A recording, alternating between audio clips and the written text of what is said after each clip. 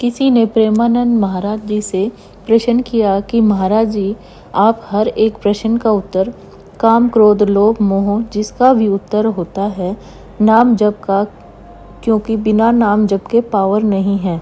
महाराज जी, कोई ऐसा उपाय नहीं है कि बाहर बता दे, कहीं दीपक चढ़ा दे या कहीं कुछ और।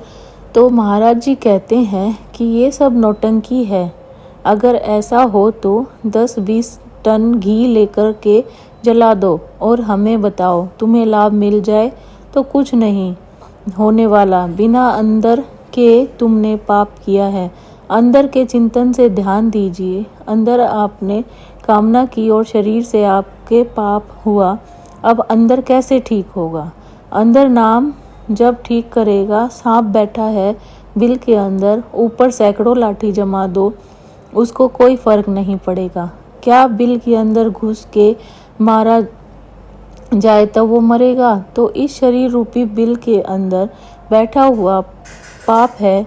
उस पाप को मारने के लिए नाम जपना अत्यंत आवश्यक है। गंगा पाप नष्ट कर सकती है, लेकिन पाप की प्रवृत्ति भजन नष्ट करेगा। पाप किया, गंगा नहाया, फिर पाप किया तो मतलब क्या रहा? गंगा नहाने से पाप की प्रवृत्ति का नाश होगा तो नाम जप से होगा, भजन से होगा। अगर भजन नहीं करोगे तो यह प्रश्न का उत्तर नाम जप है। अगर नाम जप नहीं करोगे तो सावधान हो ही नहीं सकता। या आप करके देख लो, जंतु बंधवा के देख लो, हवन करा के देख लो, कलावा बंधवा के देख लो, कुछ नहीं होने वाला।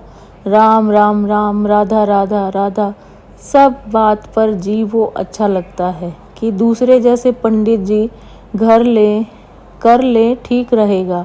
बट हमें कुछ ना करना पड़े, तुम करो। पाप वो पंडित जी करे, जब वो तुम्हारा कल्याण हो जाएगा। ऐसे हो जाएगा या नहीं? ऐसा कदापि नहीं हो सकता, कदापि नहीं हो सकता। तो जी बाहरी, इससे मतलब उतना इफेक्ट नहीं पड़ेगा। महाराज जी, बिल्कुल असर नहीं पड़ेगा। हम कह रहे हैं, देखो खास बात समझिए। स्वप्न में एक आदमी समुद्र में डूब रहा है। अब वो कह रहा है बचाओ। आवाज़ बाहर जोर से निकली, मैं समुद्र में डूब रहा हूँ, बचाओ।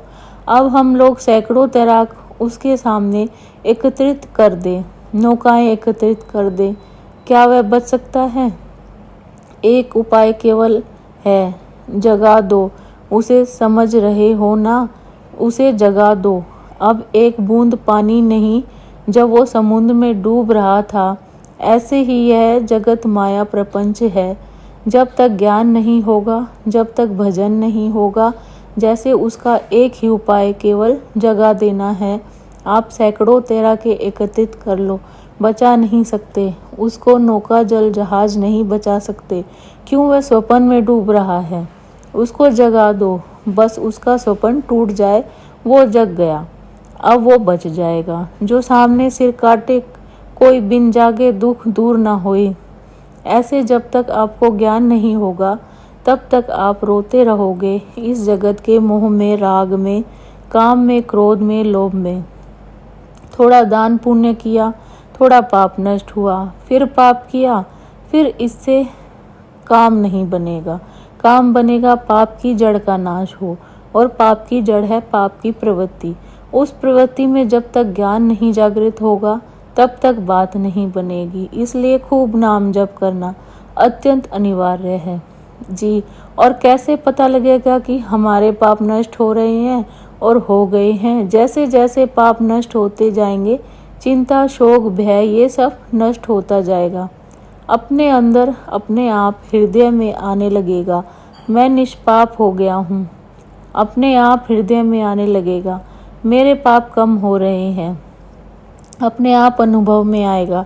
जैसे जैसे भजन बढ़ता चला जाएगा, भगवान प्रिय लगने लगे, धर्म प्रिय लगने लगे, गंदे आचरणों से घृणा होने लगे। यह है पवित्रता का लक्षण। पापी पुरुष के हृदय की स्थिति क्या होती है? हर समय वो चिंता में, डिप्रेशन, शोक में रहता है।